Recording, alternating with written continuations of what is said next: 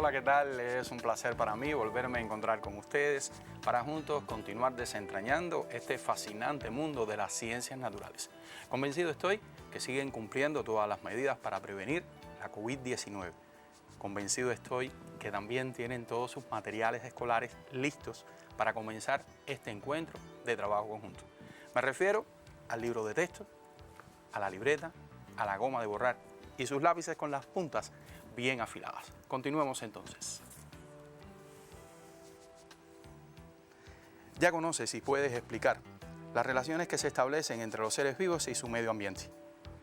En la figura 134 del libro de texto puedes observar que en el lugar donde vive la planta de mango, es decir, su hábitat, tiene determinadas condiciones que le permiten nacer, crecer, desarrollarse y reproducirse, estableciendo relaciones entre ella y los componentes vivos y no vivos del medio ambiente, de manera tal que se forma una red donde unos dependen de otros. De igual manera, al responder la actividad sugerida en el encuentro anterior, pudiste comprender que tanto el ruiseñor como el topo tienen razón, porque cada uno de ellos presenta adaptaciones que le permiten vivir en determinadas condiciones. Por ejemplo, el topo tiene un cuerpo alargado y levemente ovalado, que le permite desplazarse con mayor velocidad y comodidad en las madrigueras subterráneas donde vive. Mientras el ruiseñor presenta alas que le permite volar y así escapa de sus depredadores y obtiene sus alimentos. Observen cómo estos seres vivos existen correspondencia entre una estructura y su función, reafirmando una vez más las relaciones que se establecen entre los componentes vivos y no vivos del medio ambiente. Y fíjense, de esta manera respondieron Julio Ernesto Lugo Escalona, estudiante de quinto grado de la Escuela Primaria Eterno Baraguá de la Lisa, que nos contagia con su alegría y también con la realización correcta de todas las actividades propuestas.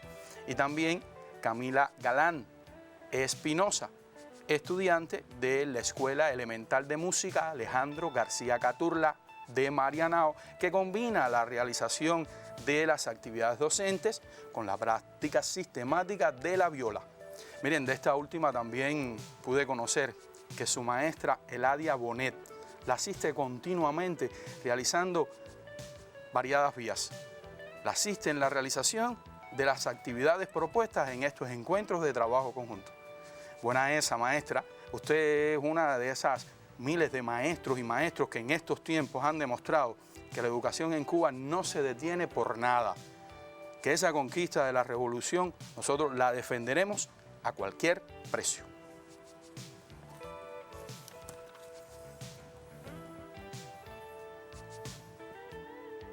Este es nuestro último encuentro de trabajo conjunto desde la televisión. En este encuentro nosotros le realizaremos un grupo de actividades que les permitirán comprender las relaciones de alimentación que se establecen entre los seres vivos, así como también explicar qué cosa es el ecosistema y cómo los seres humanos podemos proteger la naturaleza. Estos contenidos corresponden al capítulo número 6, ese que venimos estudiando, titulado La vida en la Tierra, y se puede encontrar en el libro de texto, en la página 163, en el epígrafe Las cadenas de alimentación, en la página 166, en el epígrafe que es el ecosistema, y en la página 169, en el epígrafe El hombre en la biosfera, la protección de la naturaleza y la salud humana. Observen que al estudiar estos contenidos ustedes podrán responder con calidad algunas actividades sugeridas como parte del trabajo práctico integrador, evaluación final de esta asignatura. Por ejemplo, la actividad 3 del tema 1, la actividad 2 del tema 2 y las 3 actividades del tema 3.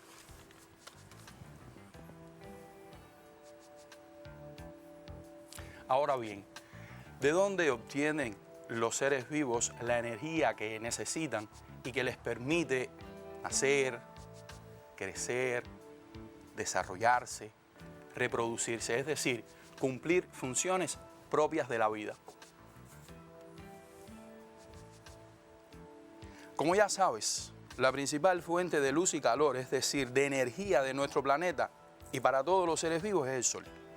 La energía del Sol es asimilada por las plantas verdes que contienen una sustancia llamada clorofila, la cual capta la energía luminosa y junto con el agua y las sustancias minerales del suelo y el dióxido de carbono que toman del aire, elaboran sus alimentos.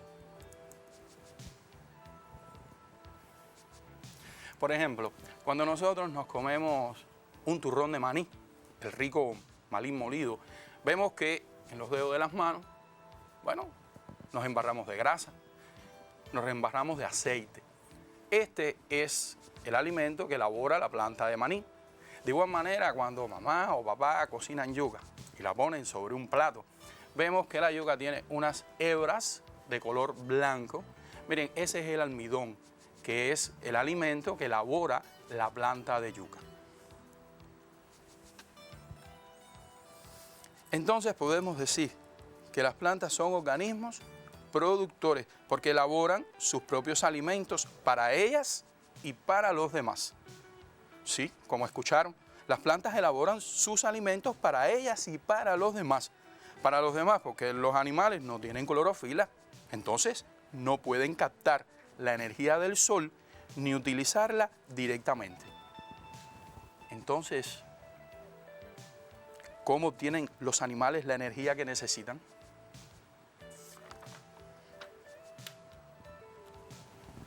Los animales obtienen la energía que necesitan comiendo plantas u otros animales que hayan comido plantas.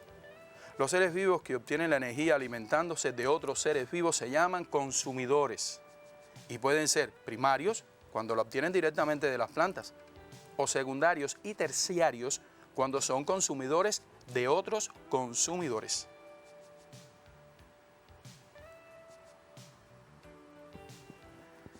Se dan cuenta que lo que se produce es una cadena. Asimismo, es una cadena de alimentación o cadena trófica, donde se dan relaciones de alimentación entre los seres vivos, donde la energía pasa de uno a otro. Entonces podemos decir que las cadenas tróficas son las relaciones de alimentación que se establecen entre los seres vivos, donde la energía se traspasa de uno a otro. Si lees con detenimiento la página 163 del libro de texto, obtendrás una explicación detallada sobre las cadenas tróficas o de alimentación.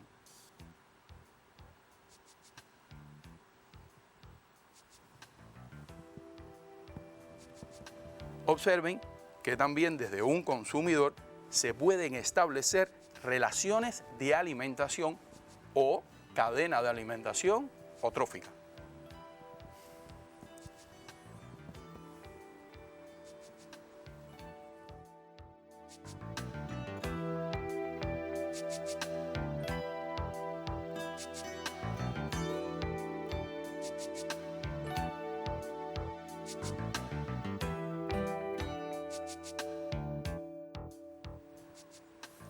Ahora bien, ¿qué sucede cuando un consumidor primario, secundario, terciario muere?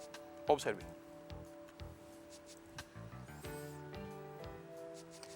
Cuando mueren los animales o las plantas, se transforman en alimentos para los transformadores o descomponedores, como por ejemplo los hongos y bacterias, que pueden transformar un viejo tronco, un animal muerto u hojas caídas en un suelo muy fértil.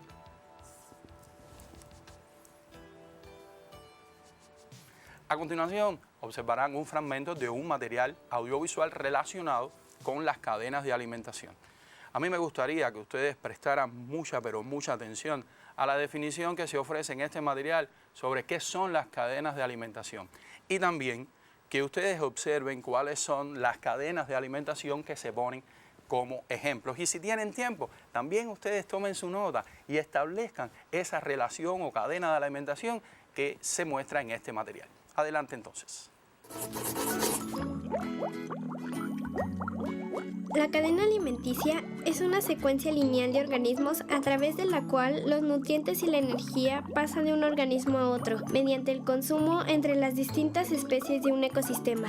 Según lo que comemos, pertenecemos a un grupo en la cadena alimenticia y a eso se le llaman niveles tróficos, que a continuación explicaremos. Trófico, relacionado con la nutrición o la alimentación.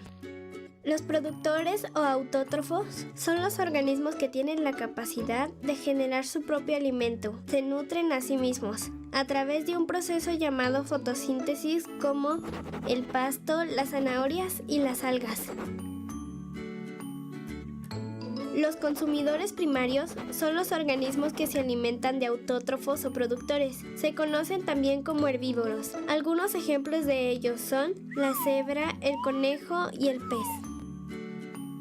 Los consumidores secundarios se alimentan de los consumidores primarios y se les conoce como carnívoros. Algunos ejemplos de estos son el león, el zorro y el oso. Los consumidores terciarios son conocidos también como carroñeros. Son especies que se alimentan de otros carnívoros como el lobo, la hiena y el buitre.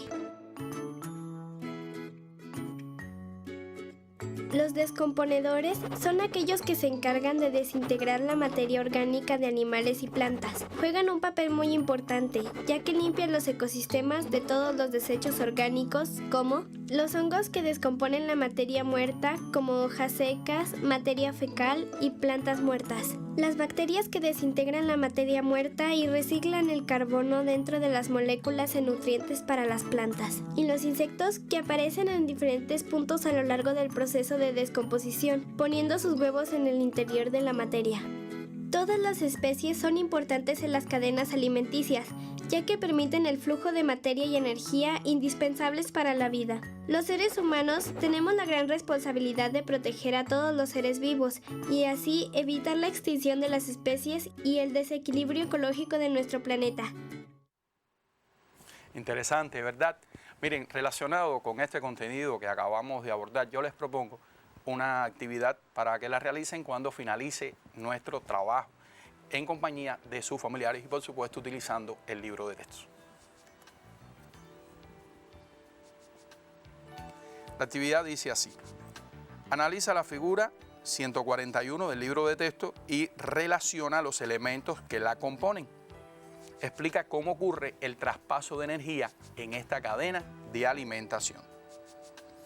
Yo les recuerdo y les recomiendo además que para su realización exitosa, que lean detenidamente los últimos párrafos de la página 164 del libro de textos y los primeros de la página 165.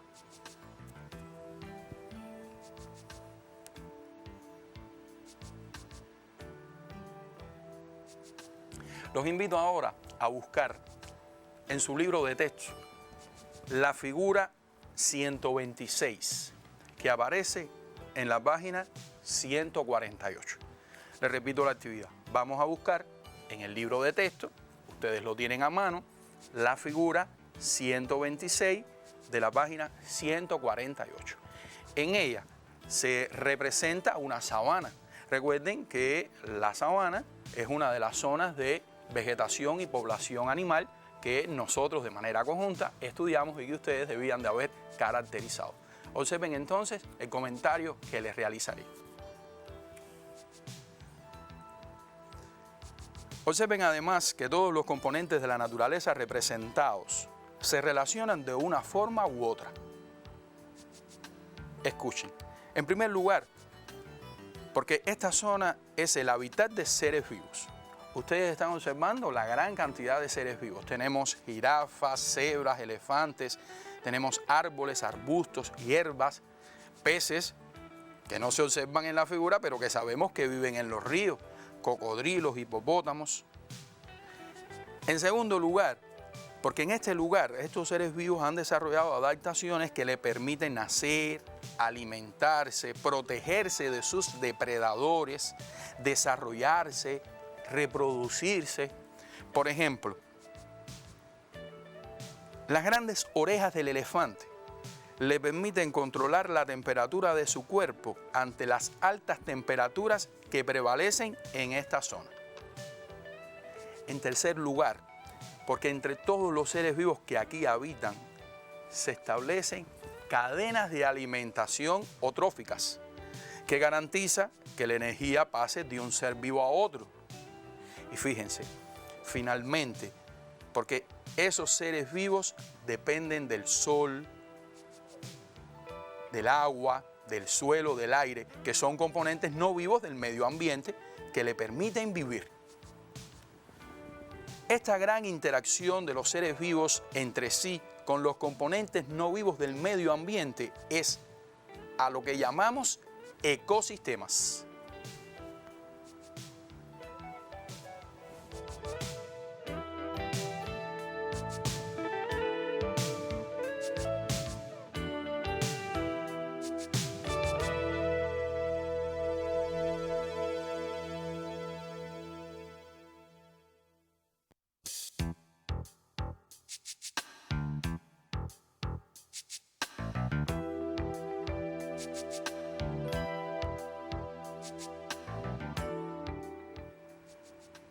A continuación, les propongo realizar otra actividad cuando finalice nuestro encuentro de trabajo conjunto.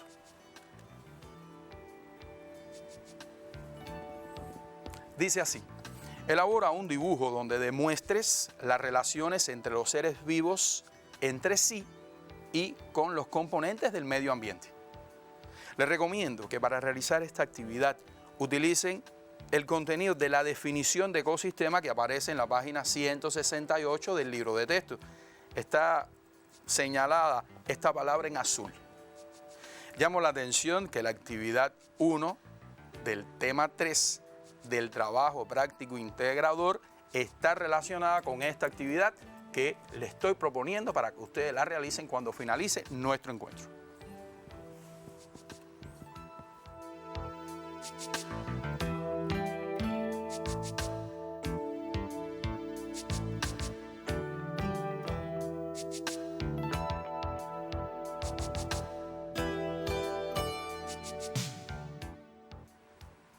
Ahora bien, la acción humana incontrolada ocasiona muchos daños a los diferentes ecosistemas.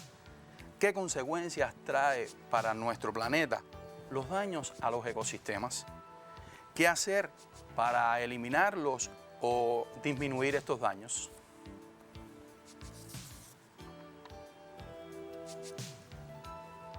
En el discurso pronunciado en Río de Janeiro por el comandante en jefe Fidel Castro Ruz, en la Conferencia de Naciones Unidas sobre Medio Ambiente y Desarrollo el 12 de junio de 1992, él menciona algunas causas, daños y consecuencias de la destrucción de nuestro planeta. En aquella oportunidad y con una visión de futuro, el comandante avisora que, y cito, una importante especie biológica está en peligro de desaparecer por la rápida y progresiva liquidación de sus condiciones naturales de vida, el hombre. Y a continuación, en ese memorable discurso, señala los responsables de la atroz destrucción del medio ambiente. Observen. Es necesario señalar que las sociedades de consumo son las responsables fundamentales de la atroz destrucción del medio ambiente. Con solo el 20% de la población mundial, ellas consumen las 2/3 partes de los metales y las 3/4 partes de la energía que se produce en el mundo. Han envenenado los mares y ríos, han contaminado el aire, han debilitado y perforado la capa de ozono, han saturado la atmósfera de gases que alteran las condiciones climáticas, con efectos catastróficos que ya empezamos a padecer. Los bosques desaparecen, los desiertos se extienden, miles de millones de toneladas de tierra fértil van a parar cada año al mar. numerosas especies se extinguen. La presión poblacional y la pobreza conducen a esfuerzos desesperados para sobrevivir aún a costa de la naturaleza. Y por supuesto, a continuación de estas palabras, el comandante nos ofrece algunas sugerencias de cómo salvar al mundo de su autodestrucción. Y fíjense ustedes lo que plantea. Hay que distribuir mejor las riquezas y las tecnologías disponibles. Menos lujo y menos despilfarro en unos pocos países para que haya menos pobreza y menos hambre en gran parte de la tierra. Y más adelante enfatiza y cierra magistralmente con esto que quisiera compartir con ustedes. Hágase más racional la vida humana. Aplíquese un orden económico internacional justo. Utilícese toda la ciencia necesaria para el desarrollo sostenido sin contaminación. Páguese la deuda ecológica y no la deuda externa. Desaparezca el hambre y no el hombre. Cesen los egoísmos, cesen los hegemonismos, cesen la insensibilidad, la irresponsabilidad y el engaño. Mañana será demasiado tarde para hacer lo que debimos haber hecho hace mucho tiempo. Gracias. Magistral, ¿verdad? Bueno, sería conveniente que utilizando los textos que aparecen en la página 168 y 169 del libro de texto, ustedes realicen la actividad independiente que les propongo a continuación.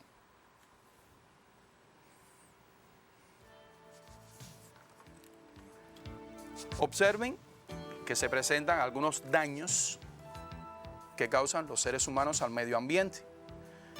Ustedes deben escribir las consecuencias que estos traen y algunas acciones que se pueden hacer para mitigar su impacto en la vida de los seres vivos. Les recuerdo que esta pregunta tiene relación con la actividad 3 del tema 3 que sugerimos para realizar como parte del trabajo práctico integrador de esta asignatura.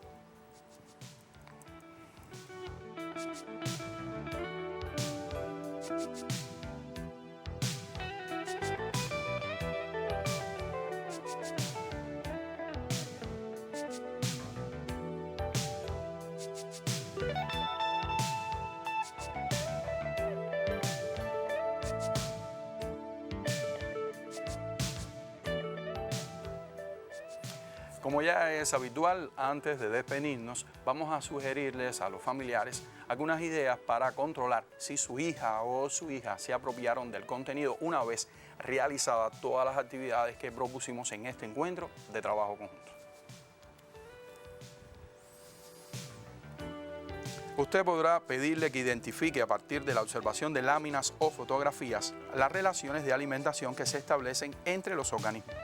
Miren, de no contar con láminas o fotografías, se sugiere retomar las figuras que aparecen en el epígrafe, las zonas de vegetación y población animal, ubicadas desde la página 146 hasta la 152 del libro de texto, que, por supuesto, tienen relación con este contenido que hemos estado trabajando. De igual manera, pueden utilizar las imágenes o figuras que aparecen a lo largo de todo el libro de texto ubicado en la página 153.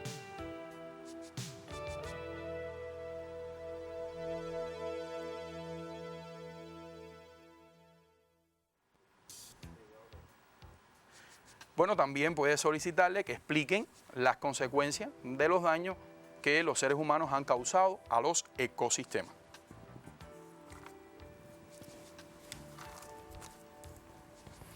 Bueno, y de esta manera ya estamos llegando al final de estos encuentros de trabajo conjunto que hemos desarrollado a lo largo de todas estas sesiones de trabajo. Nosotros, por supuesto, nos estaremos despidiendo, pero antes a mí me gustaría agradecer infinitamente a todas aquellas personas que han tenido que ver con la realización de cada uno de estos encuentros de trabajo. Mencionar, por ejemplo, a Alfonso Cop, metodólogo nacional de la Dirección de Primaria y además responsable de la asignatura Ciencias Naturales del Ministerio de Educación. Mencionar a Mayrín Abascal, también profesora, trabajadora de Cinesoft, que ha tenido que ver con la calidad de cada uno de estos encuentros. A Carmen Rita Rodríguez Díaz, que también de una manera continua ha estado muy preocupada por la calidad de cada uno de estos encuentros. Y hay un grupo de profesores, la doctora Adania Juanche Martínez, la profesora Josefa de la Caridad Rodríguez Cantero, que por supuesto han estado con nosotros en cada uno de estos encuentros. No olvidar a esos maestros también que nos han acompañado, los intérpretes del lenguaje de señas, por ejemplo, la que ustedes ven en pantalla, a María Ilenis R. Pilado y también a Edesa. Nosotros, por supuesto, nos vamos a encontrar el próximo lunes a las 3:30, donde un grupo de profesores vamos a ofrecer un grupo de orientaciones relacionadas con el trabajo práctico integrador. Nosotros, por supuesto, nos volveremos a encontrar muy pronto para continuar desentrañando este fascinante mundo de las ciencias naturales. Nos vemos entonces.